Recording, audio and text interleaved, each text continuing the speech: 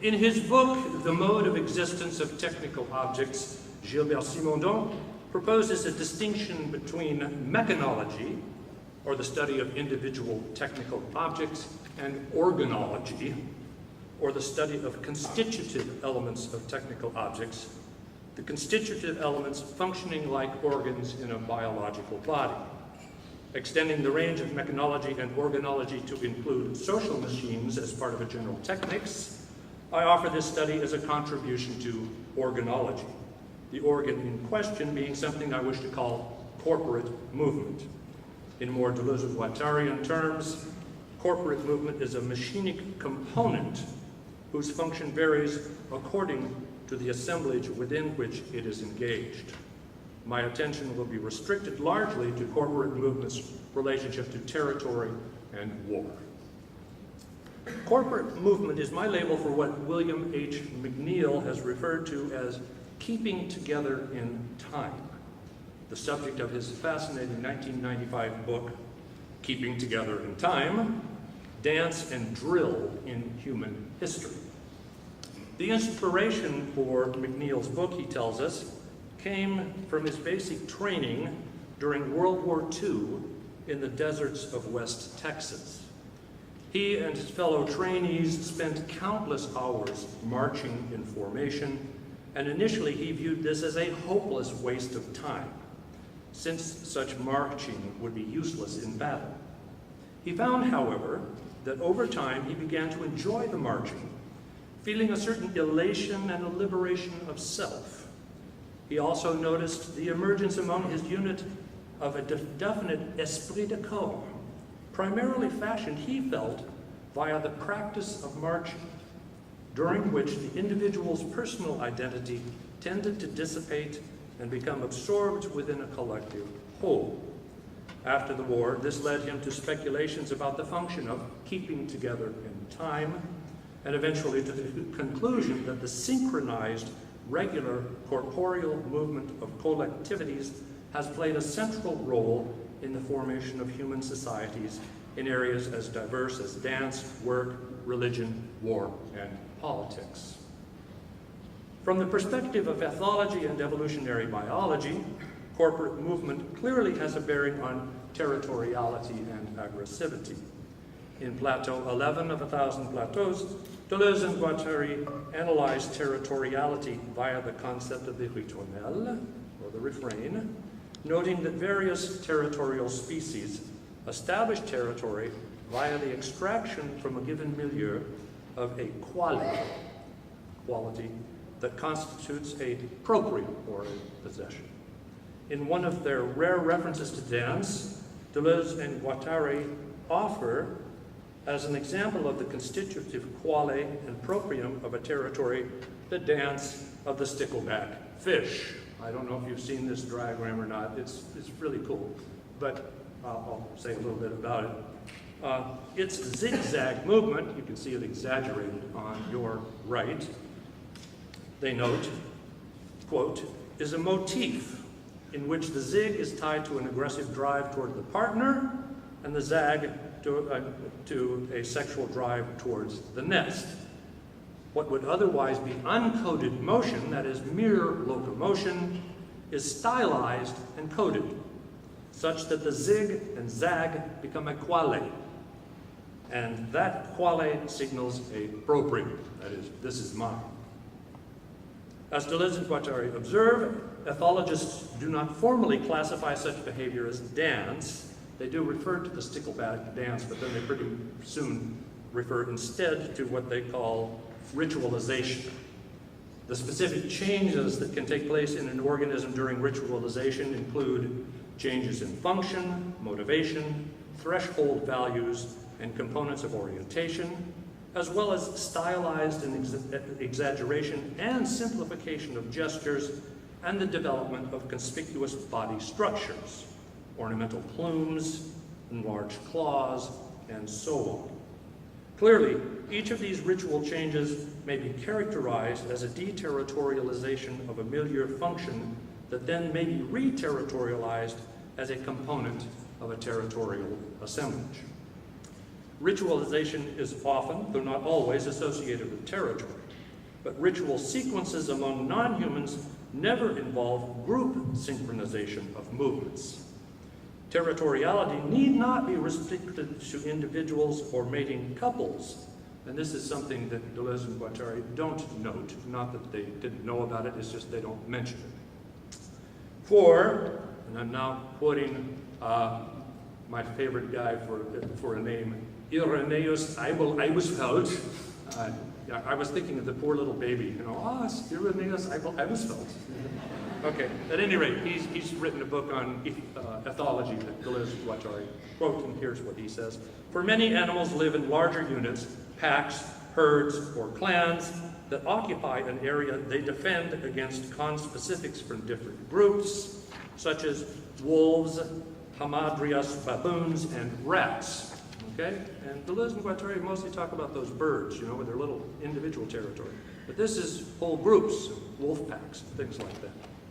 But ritualization does not play a part in the establishment of collective territories in such species. These factors are significant when considering human territoriality.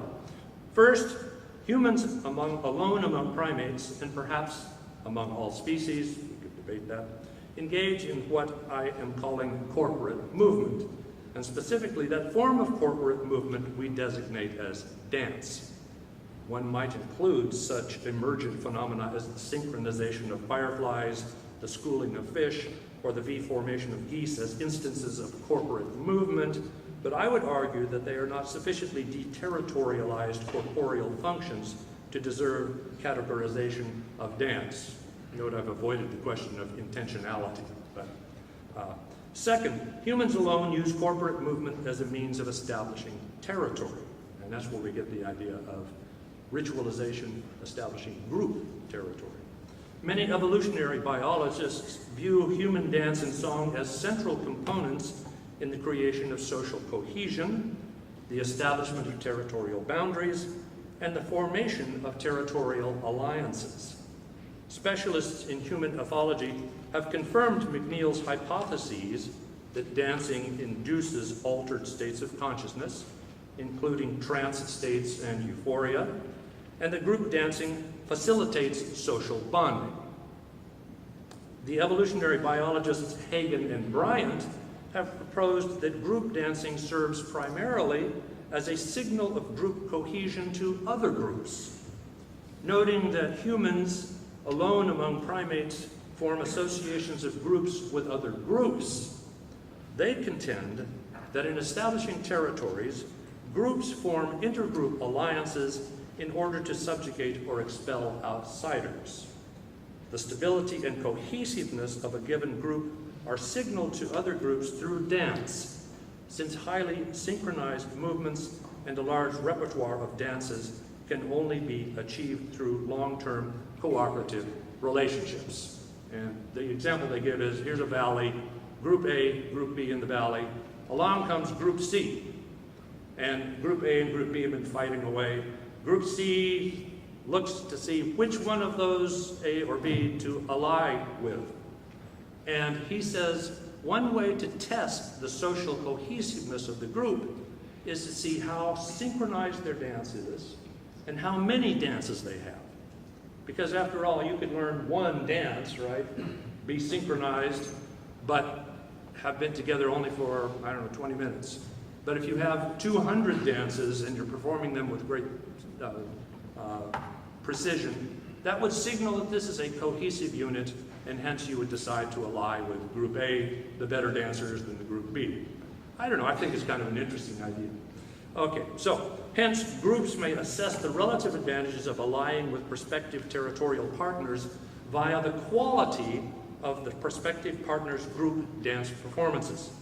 Although Hagen and Bryant dismissed the hypothesis that dance creates social bonding, there seems no need to choose between that hypothesis and their own. Rather, the ethological and evolutionary biological evidence suggests that dance induces altered states of consciousness, fosters group bonding, and serves as a signal of group cohesion in the formation of intergroup territorial alliances. In the Refrain plateau, Deleuze and Guattari briefly link rhythmic and musical refrains to territoriality in humans.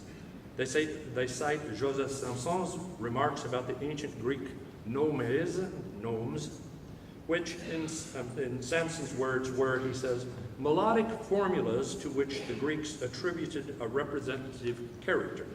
Weaver, soldier, sailor, fuller, reaper, each had his own proper nome. And these formulas differed according to provinces. The Dorian, the Lydian, the Phrygian were expressed via very different nomes. Deleuze and Guattari also mentioned Greek rhythmic modes and Hindu rhythms, which they say are themselves territorial, provincial, regional. They choose Greek modes and Hindu rhythms, no doubt, because Olivier Messiaen, in his musical compositions, made extensive use of Greek rhythmic modes and the 120 Hindu desitalas, which literally means regional rhythms, cataloged by Shangadara in the 13th century. It is important to note that to each Greek rhythmic mode corresponded a melodic mode, and to each desitala a melodic raga, and further, that every regional mode or rhythm was associated with a repertoire of local dances, each with specific gestures, postures, movements, and costumes. So when they just talk about rhythm, keep in mind is rhythm, music, dance, costume, all of these things as a kind of a unified local form of behavior that establishes regional identity, and I would say, in their sense, territoriality.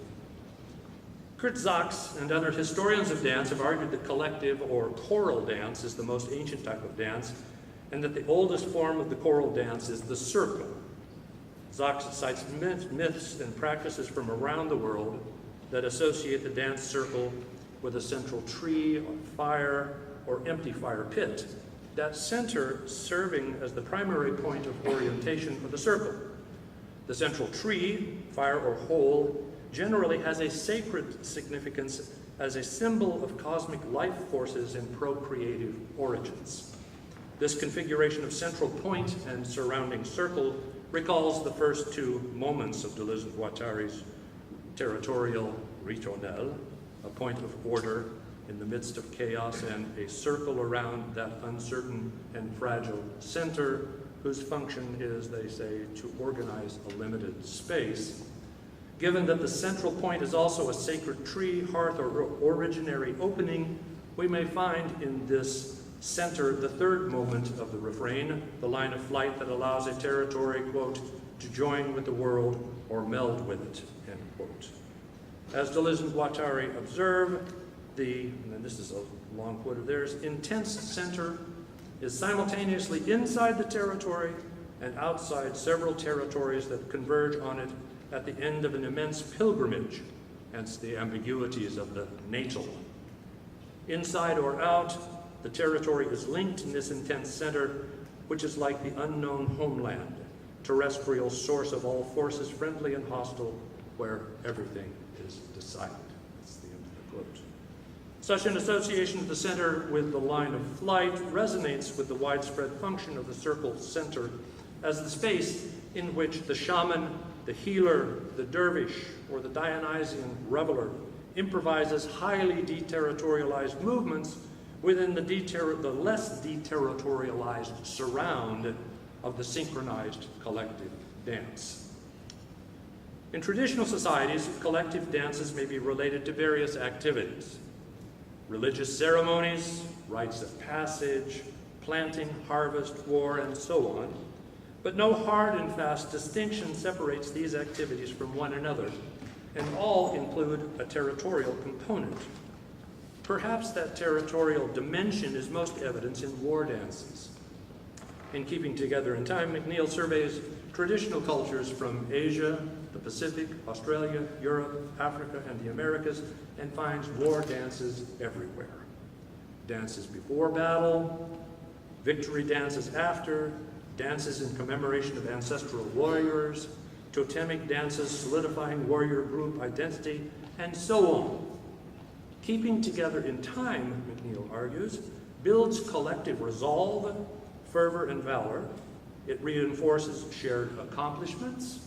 It codifies warrior traditions and techniques, and it helps warriors construct a specific warrior identity. In all these regards, his analysis is consonant with Deleuze and Guattari's presentation of the warrior as an anomalous figure, resistant to the capture of the magician emperor or the administration of the jurist priest king. Outside traditional cultures, however, war dances are less prevalent, and it is primarily in the domain of training and battle formations and maneuvers that collective movement manifests itself in warfare.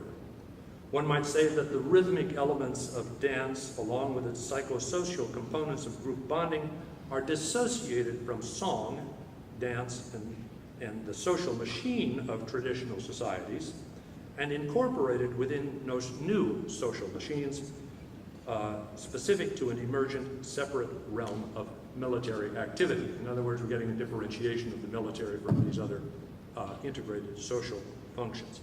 An examination of a few instances of military collective movement outside traditional societies should suggest some of the complexities inherent in this machinic component's disposition within diverse assemblages. Consider the role of collective movement in the wars of 5th century BC Greece. In Sparta, and here's my next little thing here, right, there we go. The techniques of phalanx fighting were finely honed through rigorous drill and training and deployed in movements midway between dance and marching. In hoplite formation, in which fighters in rows overlapped their shields to the left, that would be the front group facing this way, right? Required precision synchronization of movement, disciplined order, and rapid deployment of collective movement in response to shifting battle conditions. You had to keep that thing moving around wherever you were, so it was like this moving collective manifestation. Thucydides noted that the Spartans did not advance into battle with haste and fury, but he said, slowly to the music of flute players, so that they might advance evenly, stepping in time without breaking their order, as large armies are apt to do in the moment of engaging. So you see, we still have flutes, but other than that, flutes and probably some percussive instruments. But is it dance? I don't know. I think we're sort of on our way out of dance. Okay. Plutarch reported that it was at once a magnificent and terrible sight to see the Spartans march on to the tune of their flutes without any disorder in their ranks, any discomposure in their minds, or change in their countenances, calmly and cheerfully moving with music to the deadly fight. McNeill argues that the warriors of Sparta did indeed experience strong emotional bonding in the classical age, and the Spartan society as a whole attained its cohesiveness through this military bonding. Athens, by contrast, did not stress collective movement in the training of its ground troops. However, Athens was a sea power, and the training of rowers for Athenian triremes provided a form of collective movement correlative to the Spartan training of hoplite warriors. There's trireme number 1. You'll see there's a cross-section there, so I think by the time I'm done, you'll get an idea of what these were like. A trireme typically required a crew of 170 rowers and 30 additional personnel. At the height of its power, Athens possessed a flotilla of 415 ships, which means that 83,000 troops were available for naval combat at a single time. Propelling the triremes required finely honed coordination among the rowers. And here's why. The 3 tiers of oars had scant clearance. Every oarsman had to keep pace with those in front and behind, while also keeping his oar out of the path of those banked above or below him. Deviation of more than a few inches and mistiming by a fraction of a second meant a tangle of oars and loss of momentum. Precision was absolutely vital, and it took considerable practice for a crew to settle into a smooth, effective rhythm. The triremes were not manned by slaves, as you might have thought, but by citizens of all social ranks. Trireme battle was a great social leveler. In the words of the historian Victor Davis Hansen, the trireme was an extension of the democratic Athenian state and served the larger civic interest of acculturating thousands as they worked together in cramped conditions and under dire circumstances. Significantly, the Athenians gave their triremes names not merely like empire or most powerful, but also freedom, democracy, free speech, and justice. McNeill concludes that the public life of Sparta and Athens, he says, that did most to define the special character of Greek civilization did indeed derive its extraordinary intensity largely or perhaps entirely from the emotional residues of keeping together in time. The strong ties between an individual citizen and the polis can scarcely be explained otherwise. More importantly, feelings aroused by moving together in unison undergirded the ideals of freedom and equality under the law that characterized both Athens and Sparta. What I would stress, however, are the pronounced differences between Sparta and Athens. The one being being an oligarchical, rigidly stratified and hierarchically organized state, the other a democratic and less stratified polis, capable of fostering what Deleuze and Guattari called the milieu of immanence necessary for the birth of philosophy. In short, the example of ancient Greek warfare demonstrates the extent to which the machinic component of corporate movement may be appropriated by quite diverse social machines. With the advent of large-scale cavalry warfare and the deployment of archers using powerful compound bows, the hoplite formation became ineffective. The trireme was likewise eventually rendered outmoded through advancements in ship design and naval weaponry. By the early Middle Ages, precision drill had ceased to be a central aspect of European warfare. In the 16th century, however, Maurice of Nassau, Prince of Orange, revived corporate movement as a central component of the war machine, adapting it to take advantage of muskets and other gunpowder weapons. To improve efficiency in loading, firing, and reloading muskets, Maurice divided the motions required to operate a musket into 43 discrete movements, to each of which he assigned a single word command. He used the same technique to increase efficiency in the deployment of pikes and all other weaponry. I'm just using muskets as my example here. Musketeers were taught each posture and drilled relentlessly until they had internalized the sequence of motions and corresponding commands to such an extent that they could respond automatically to commands in battle and operate their weapons with maximum efficiency and collective synchronicity. With musketeers ranked in tiers, one behind the other, each tier firing in a coordinated sequence and then dropping, while the preceding ranks reloaded, in a coordinated sequence, while preceding ranks reloaded, ground troops could deliver a barrage of bullets that was virtually uninterrupted. So you have 10 of these rows, they fire, drop, and it takes a long time to load those things.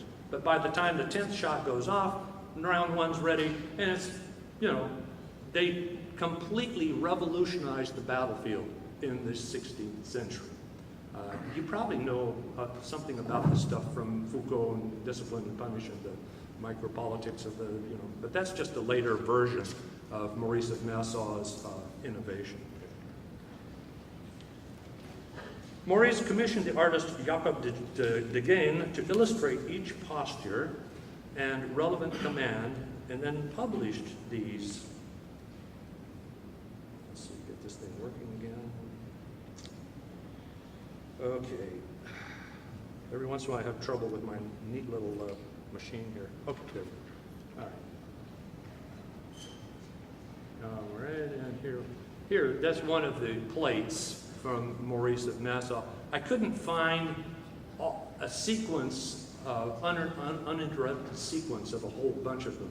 But I'm going to set up a little sequence that has a few in proper order, and you'll get an idea of it. If it's working right, they should. Yep. Oops. That's one, and then this is another sequence. Okay, well, you get the picture, right? But there would be 43 of these, each one with a command.